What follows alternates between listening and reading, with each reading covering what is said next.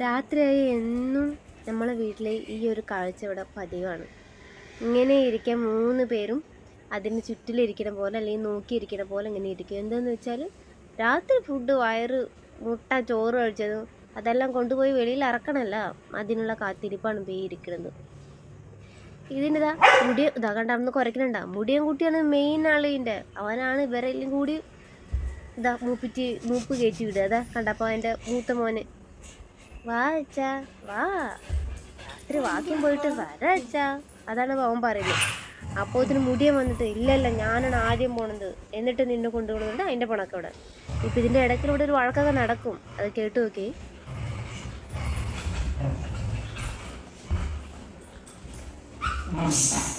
ഇപ്പം അവിടെ ആർക്കോ ഒരാൾക്ക് വേദന അയക്കണം.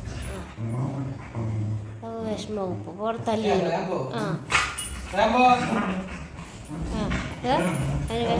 വേദന ആയാലേ തല്ലു വരും.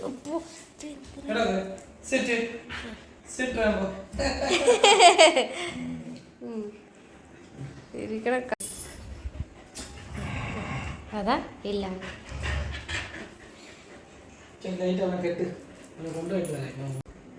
ഐ അച്ഛനല്ല പറഞ്ഞത് കൊണ്ടുപോയിട്ട് വരാൻ നമുക്ക് വാക്കിങ്ങിന്. പിന്നെ വീണ്ടും ഇവിടെ കുത്തിയിരിക്കണം എന്തിനാണ്?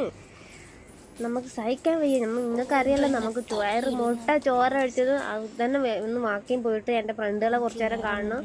പിന്നെ അപ്പുറത്ത് സുന്ദരി വേറെ ഇപ്പോൾ കൊണ്ടു നിന്ന് പറഞ്ഞിട്ട് അവളെ വേറെ ഒന്ന് നോക്കണം. കണ്ടായി കുട്ടിയുണ്ടില്ല, ഇവൻ നിമ്മതിയതില്ല.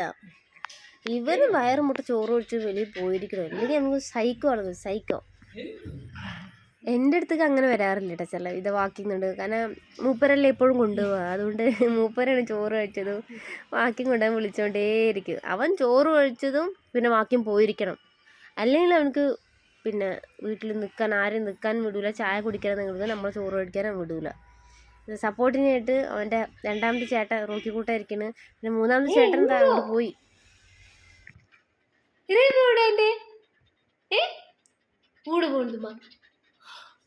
പോയിക്കൂടമ്മാ എന്ത് ചെയ്യാ? പിടിച്ചു പിടിച്ചിട്ട് എന്ത് ചെയ്യാ? കൊക്കാച്ചി പിടിക്കല്ലോ കുട്ടീനെ. മോനെ മോനെ സുന്ദരനാളെൻ്റെ എവിടെമ്മാ വലിച്ചിട്. എവിടെ ഉമ്മ വാക്കിങ് പോണ്ടപ്പോ പോണ്ടേ? പോണെങ്കിൽ വലിച്ചെടുത്തോ. വലിച്ചെടുക്കില്ലേ? എടാ